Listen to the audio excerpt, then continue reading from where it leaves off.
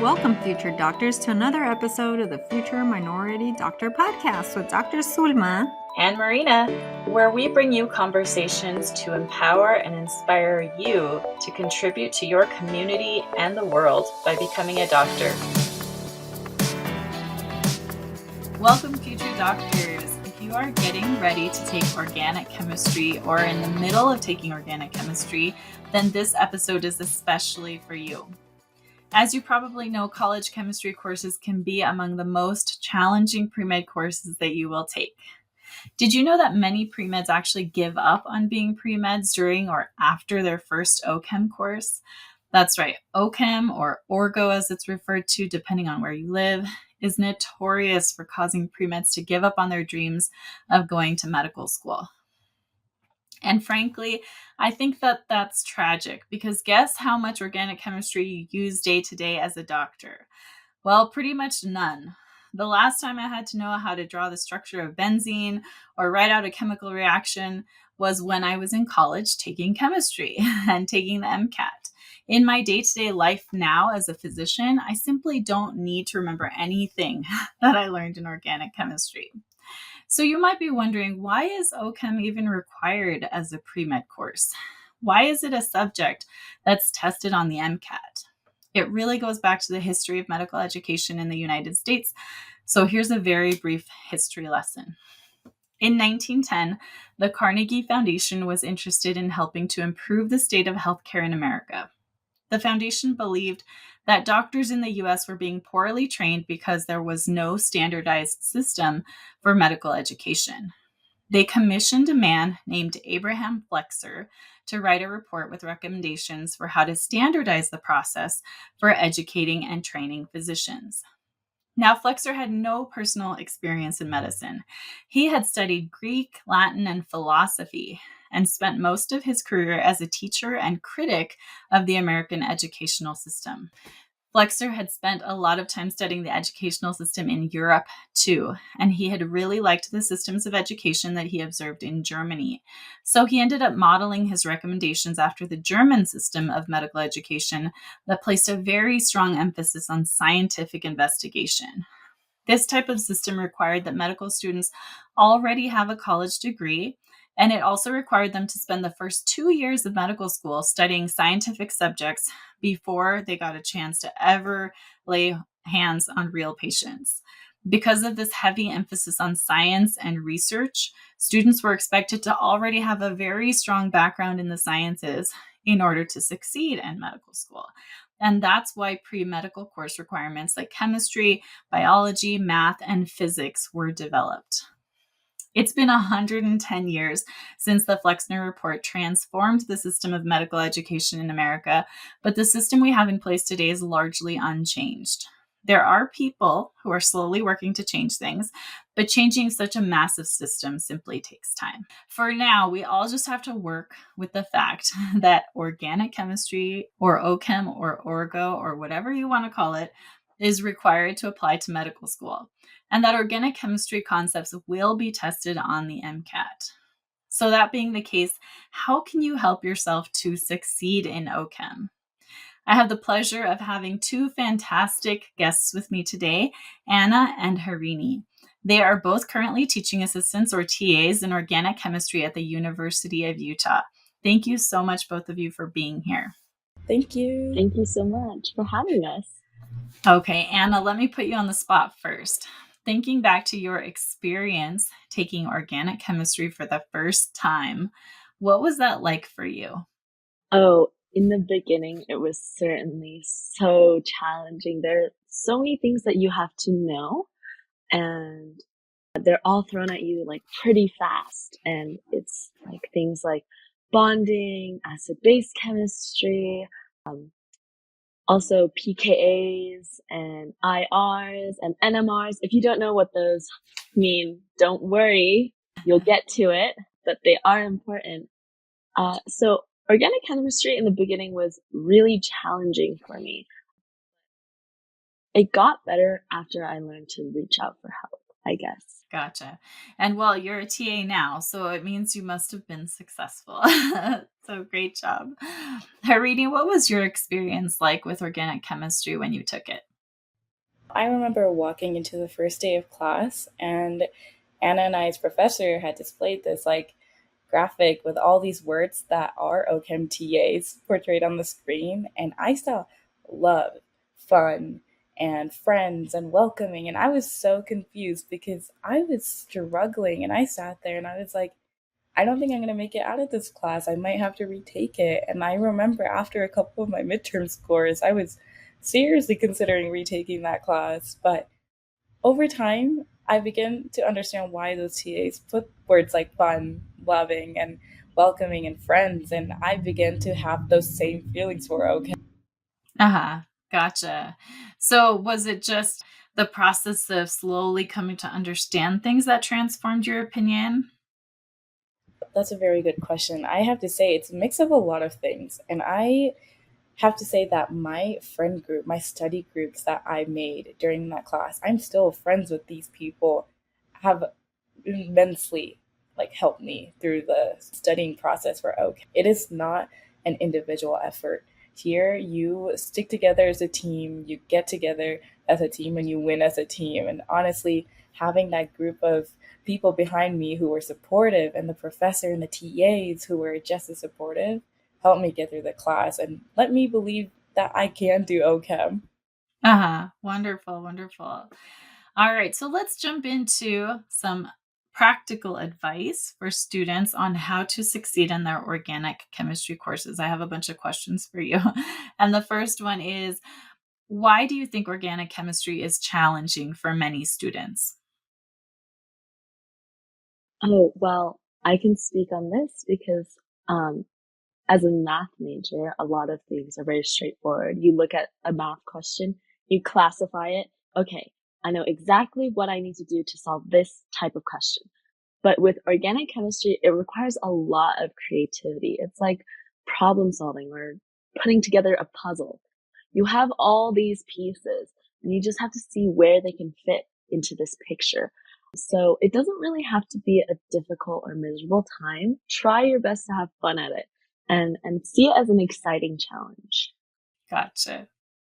Yeah, I would like to mirror Anna's voice. I mean, absolutely, you need a lot of creativity, but that does not come overnight because a lot of us actually come in finishing Gen Chem 2 and you're very thinking analytically and you're just ready to put it in an equation and solve for the right numerical value of the bond angle or something. But you sit there and the professor draws benzene rings and you're like, what? Why do I need to know this? Why do I need to care about carbon and its structures and its reactivity? And Anna is absolutely right. It requires a lot of creativity, imagination. There's a lot more that goes into OChem than just memorizing. Mm-hmm. Yeah, great points. When a course feels new and overwhelming, sorry, chair's making noise.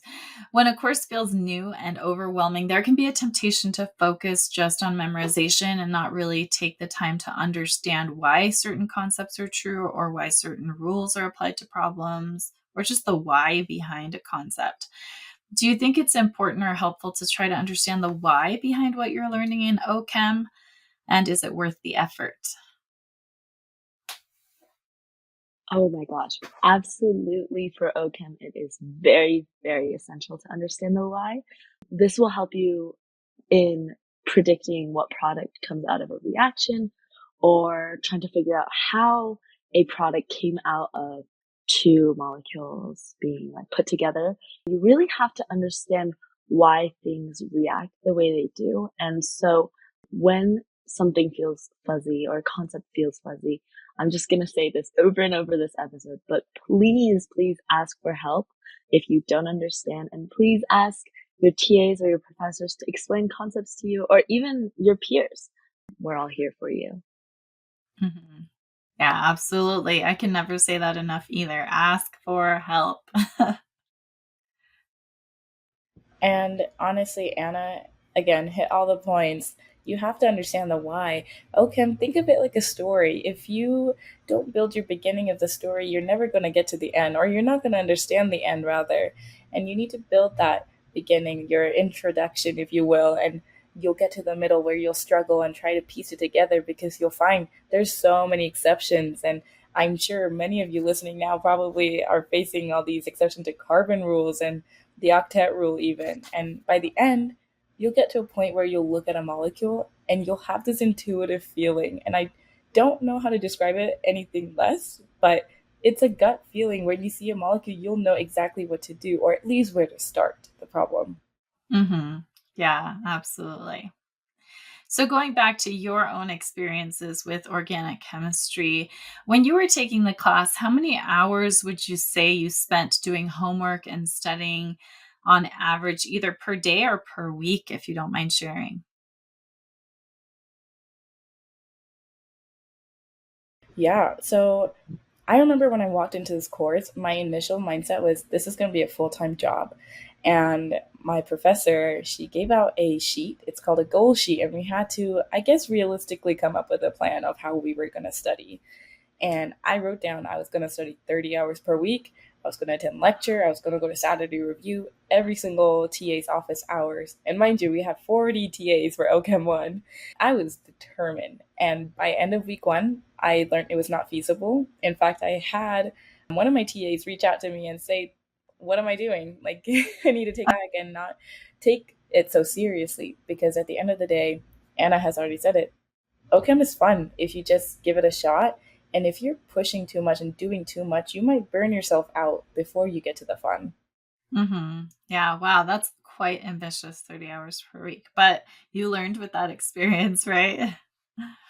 All right. How about you, Anna?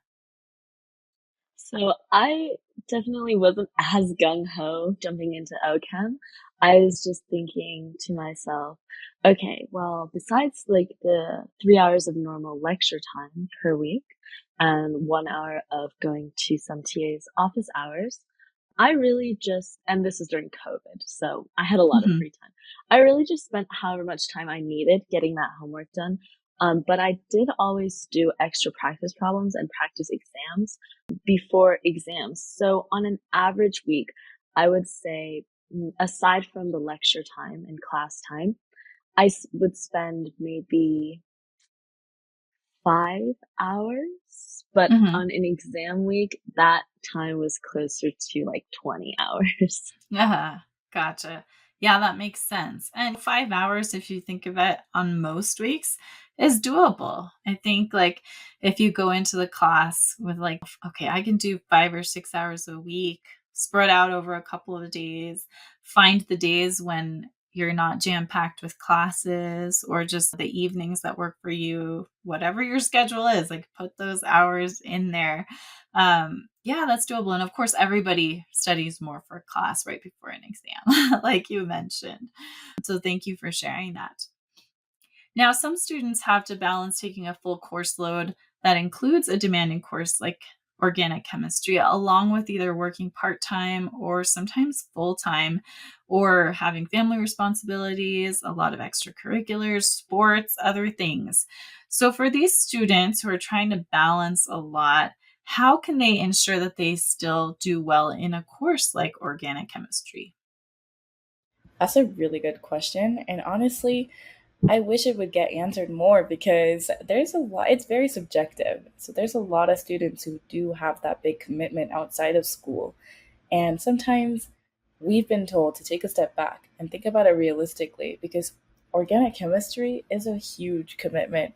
And it's not just any class, or I guess what people would call it an easy A class. And it's going to require a lot of mind thinking power, superhero skills going into it.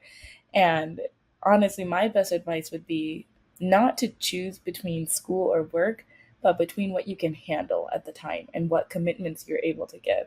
And one choosing one or the other is not necessarily bad. You're just choosing one for the sake of the duration.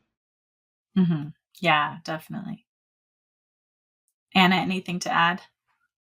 Yeah, I would also like to say what Harini said was great.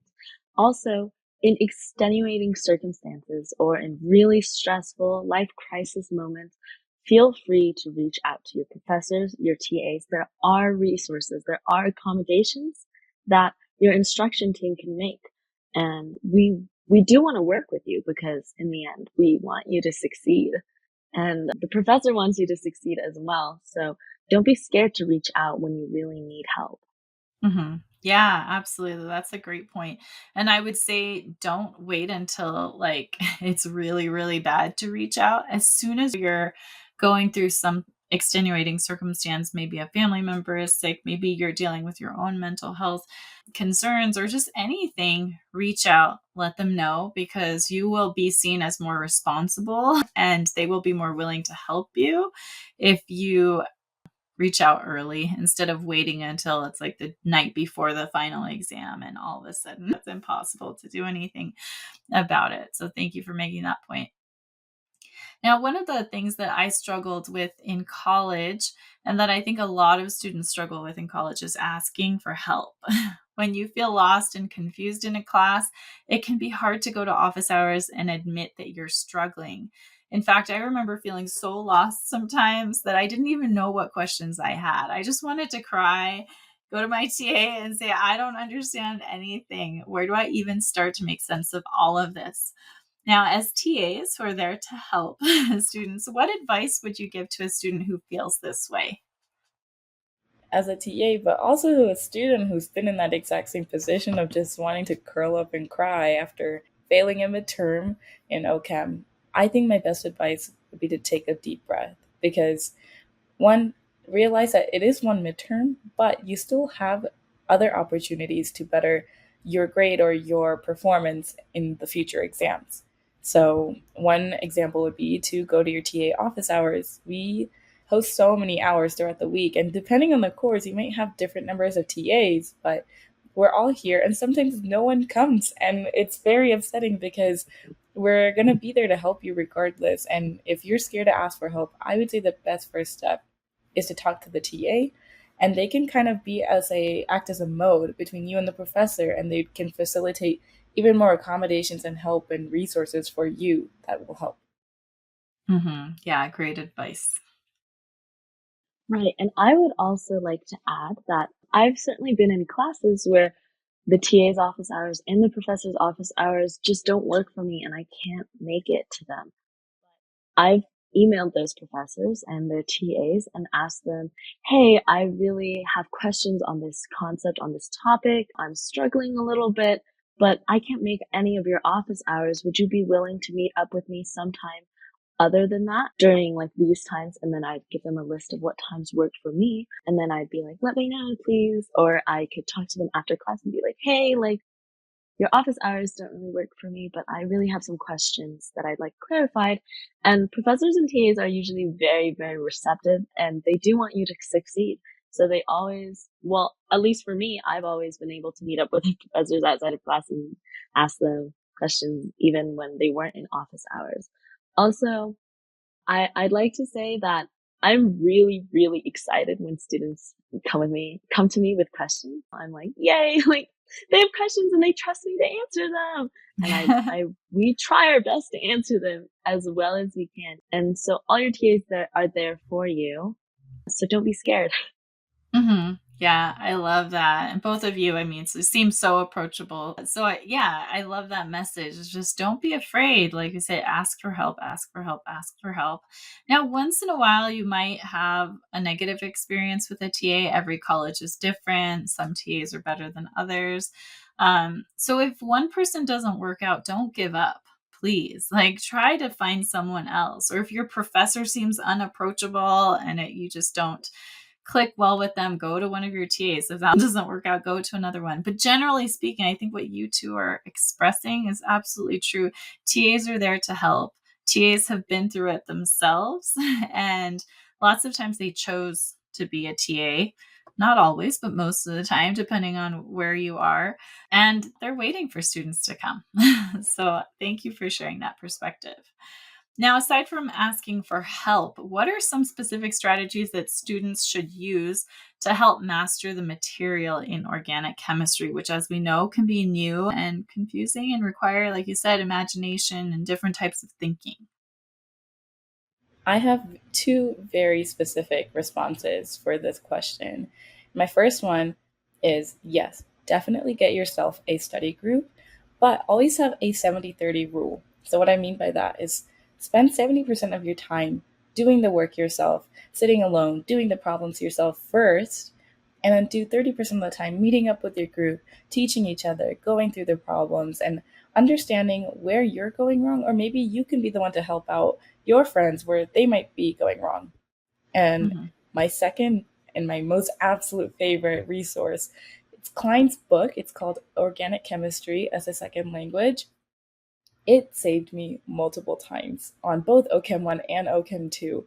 This book is yay big. It's very small, but it's filled with practice questions, and it's at a language where it's so understandable and feasible to understand. And the students have an easier time reading the book sometimes than reading the textbook. And this book is just brilliant. I love it. Uh-huh. I'm so glad you mentioned that because sometimes it can be really helpful to just find resources, whether it's like some YouTube videos online that somebody did but are really helpful, or like this book in this case. I looked it up, in fact, because I had never heard of it before.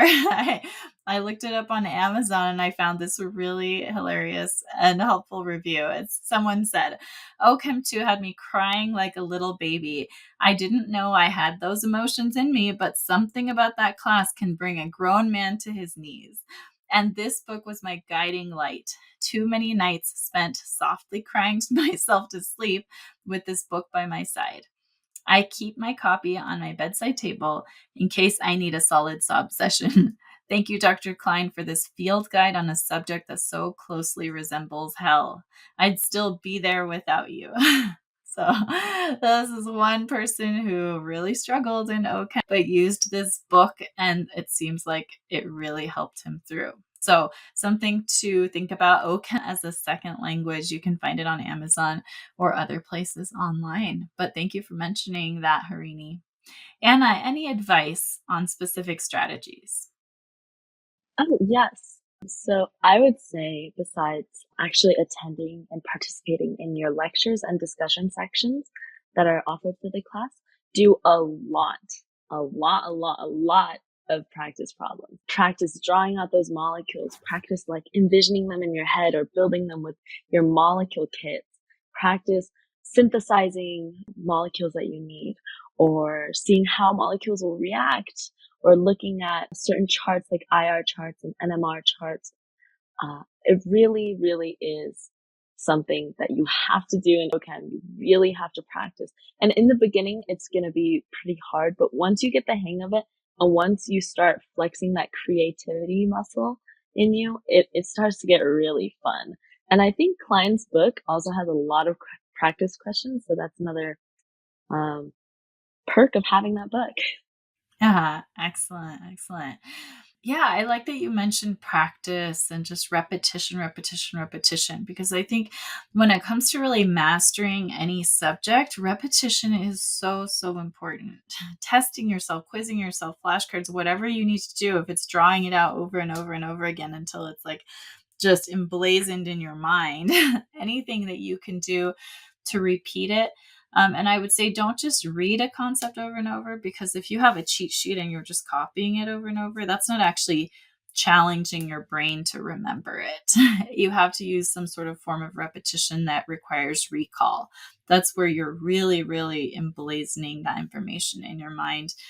So, for example, drawing it out from memory. The first time it's going to be really hard and you'll have to cheat and look. And then the second time, maybe you get half of it right. And then the third time you get 2/3 of it right. And then the next time you get the whole thing right and you keep doing it. So it is like a muscle, like we've mentioned, right? That you just have to keep strengthening that muscle, strengthening that muscle.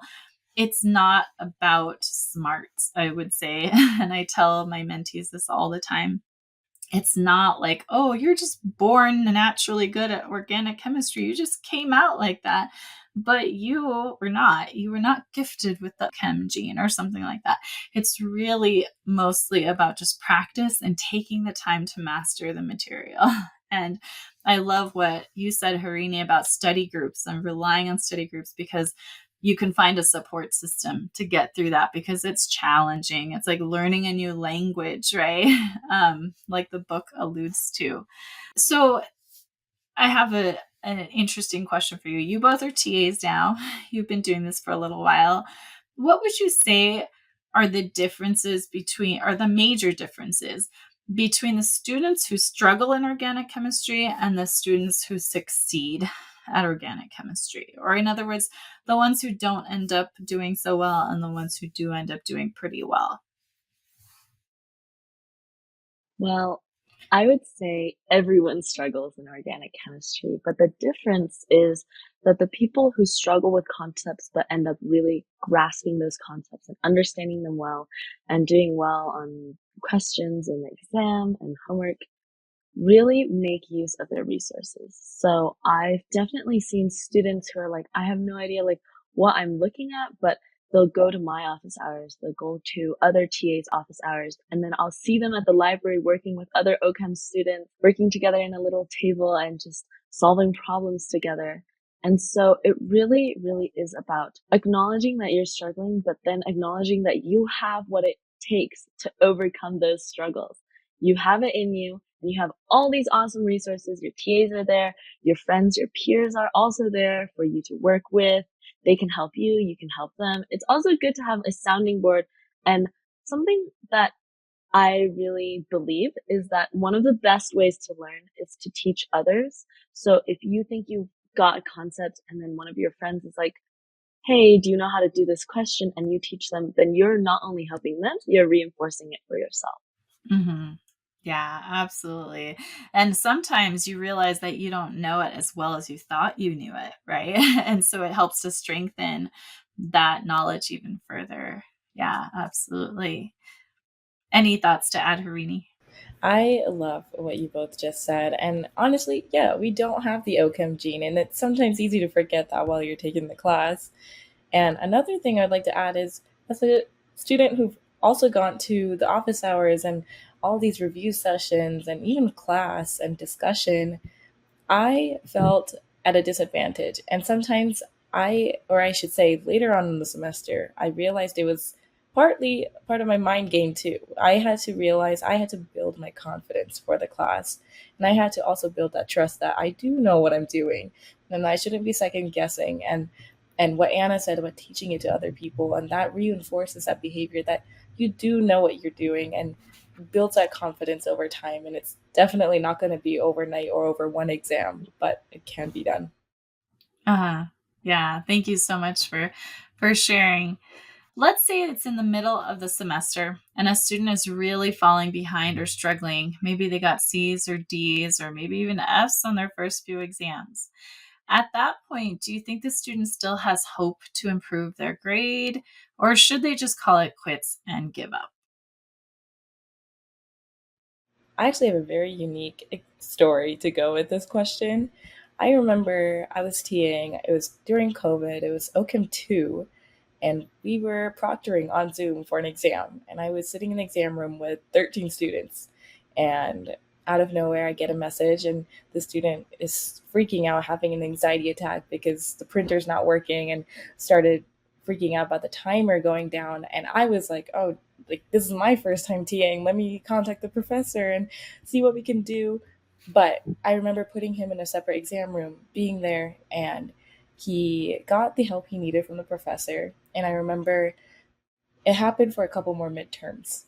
But by the final exam, he conquered his fears, overcame his fear of ochem molecules and reactions, and he really put in the work. And I have never been more proud because I remember the following semester, I saw him at the TA meeting table, and I was really happy to know that he got selected to be a TA. And I just want to say that there's always going to be hope, whether it's an anxiety attack, a bad grade on a midterm, or even in the class. I think you have to give yourself the shot to trust yourself and really build that knowledge over time because it's not going to happen overnight. Yeah, that's a great story. Thank you for sharing that because I mean, the challenges are slightly different for everyone, right? That student could so easily have given up. They could have just so easily gotten discouraged after that experience, freaking out during an exam. And they could have said, this is not for me. I can't do it. It's too hard. I'm just going to give up. But they didn't. And that's amazing that they ended up as a TA because what an awesome TA they're going to be, right? Having had that experience and being able to empathize and have compassion for other students that are struggling. So that's great. Thank you for sharing that. How about you, Anna? Any advice? I love what Harini said about trusting yourself because it is hard. You're going to need a lot of grit and a lot of perseverance to get through OChem 1 and OChem 2, but trust yourself because I've seen so many people go through OChem. I went through OChem and I saw my classmates go through OChem, and now I'm seeing other students go through OChem. And everyone in the beginning is always really nervous and really scared. And sometimes there are students in the middle of the semester who are really, really struggling. But trust yourself and work really hard because this class is here for you to learn. And don't think too hard or stress too hard about getting the grade that you want or the percent that you want. Just think about improving and doing better on certain types of questions or understanding certain concepts more. Mm-hmm. Yeah, definitely. Now, we talked a little bit already about the psychological challenges of organic chemistry, that it is like learning a new language, that a lot of it is just grit and perseverance. What would you say are some of the other psychological challenges that students might face when taking organic chemistry, and what can they do to overcome them? So I certainly know students usually struggle a lot with test anxiety. In fact, last semester I had a student and she was really amazing at doing all of her homework, all of her discussion questions, and she would always get them spot on. And it was so neat and easy to read and just great and wonderful. But during the test and after the test, she'd come up to me and she'd be like, I feel like I didn't have enough time and I was just shaking the whole time. And she would show me her exams and all the lines would be really wiggly and wobbly. But that's something that students certainly struggle with. So you're not alone if you have test anxiety. Yeah, that's a great point because it's so common. I think there's a little bit of shame around it. And so students don't always talk about it with other people, but a lot of people do experience test anxiety, sometimes mild, sometimes severe. Harini, anything to add? Yeah, and test anxiety often stems from feeling like you don't have that time to finish your exam. And I'm not here to tell you the exact route to finish that exam, but an advice could be to finish that hard problem, finish that synthesis problem first, finish that reaction first, and then come label your carbons or label your hydrogens. And it makes it a lot easier when you finish the hard ones and you feel more confident finishing the exam instead of feeling like you just got wrecked. Mm-hmm. Yeah, that's a great test taking strategy. Is kind of like skimming through first and like doing the most challenging questions first, because then it's kind of like, okay, I got the hardest thing out of the way. And if you don't know how to do it completely, you just do as much as you can, give yourself a time limit, and then just go on. And psychologically, it's helpful because it's like, okay, I got the hardest one out of the way first. I tried that. Whether or not I succeeded, I did my best. And now I can go on to the stuff that I do feel more confident about. So that's a great strategy. What about one of the challenges I think many students face in STEM classes in general is the relative lack of women or minorities in those classes? Do you have any experience with that or any advice to share on if you do find yourself feeling like a minority in the class, whether because of your gender or your race, ethnicity, or another factor, like how can you overcome that psychologically? As an Asian woman in STEM, it is incredibly hard to speak up sometimes, even when you know you're right.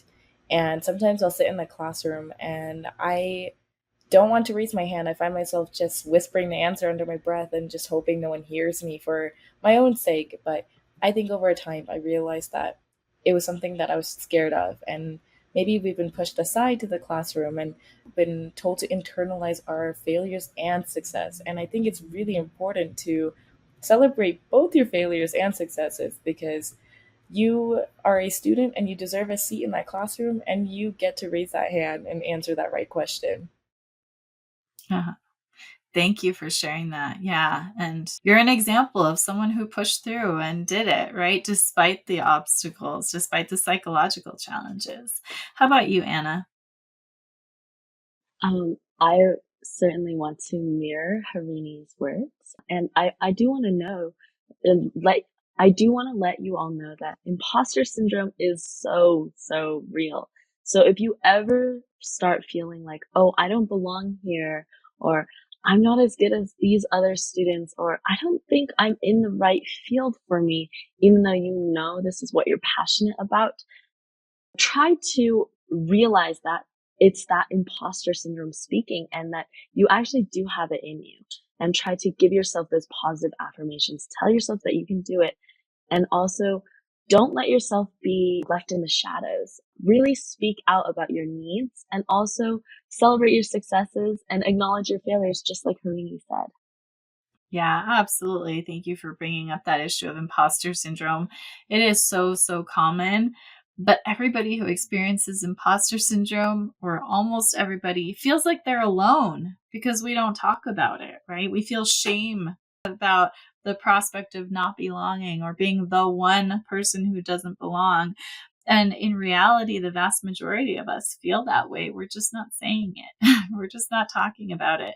And so just know that you're not alone. Acknowledge it as a normal part of the process.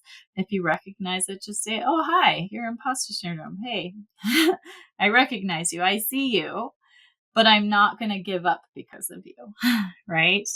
You're there, and maybe I can't get rid of you completely, but I can learn to live with you. And I can learn to prove to myself that I can do this, that I do belong. And I love that you two are examples of women in STEM who persevered and are now in that amazing capacity of helping others to succeed in chemistry and organic chemistry. So thank you for being examples to other students out there. Any last pearls of wisdom to share?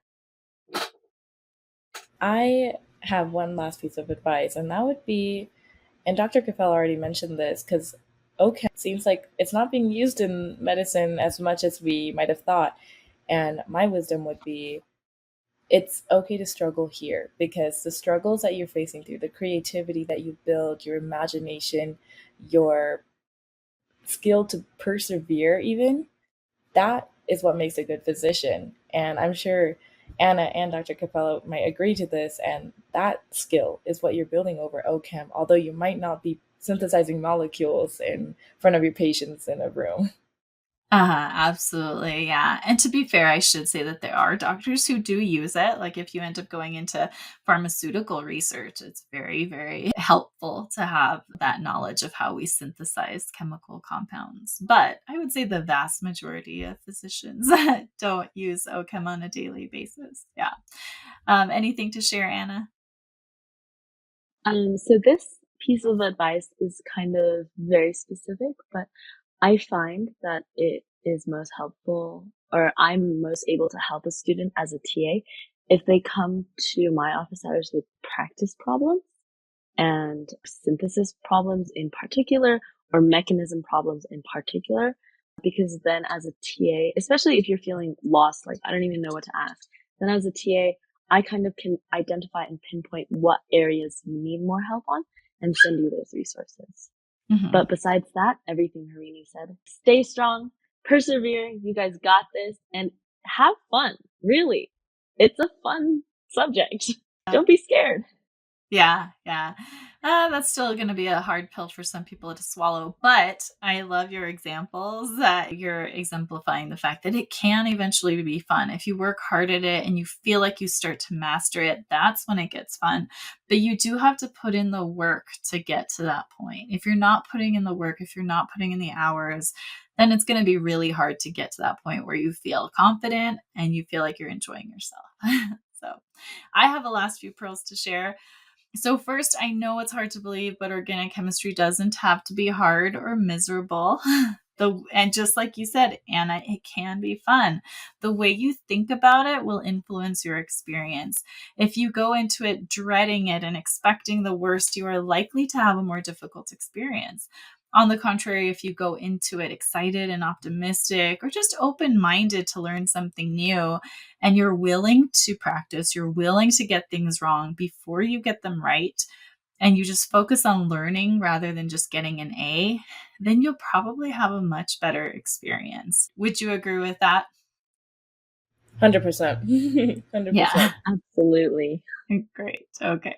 So I'm not just making it up. Thanks. And then secondly, even though you have to learn ochem in order to get to medical school, doing well or badly in organic chemistry is not a good reflection of whether or not you can be a great doctor, like we alluded to. It's simply one of the steps you have to take.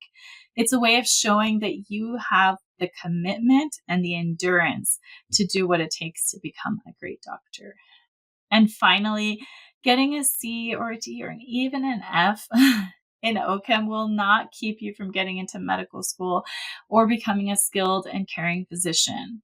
Worst case scenario, you get an F and you retake the class. It really is not going to be a red stamp on your file. Do not admit. It doesn't work like that. Whatever it is you're struggling with, you can usually retake a class or just work harder and get where you need to be. I got a C in ochem. I'm not proud of that. I mean, if I could go back after listening to all the wisdom that you two shared, I would do so many things differently. But the fact is, at the time, I was afraid to ask for help.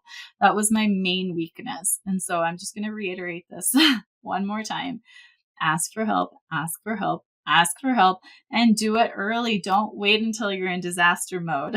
Don't wait until the night before your midterm or your final. Ask for help early. Don't be afraid of going to TAs.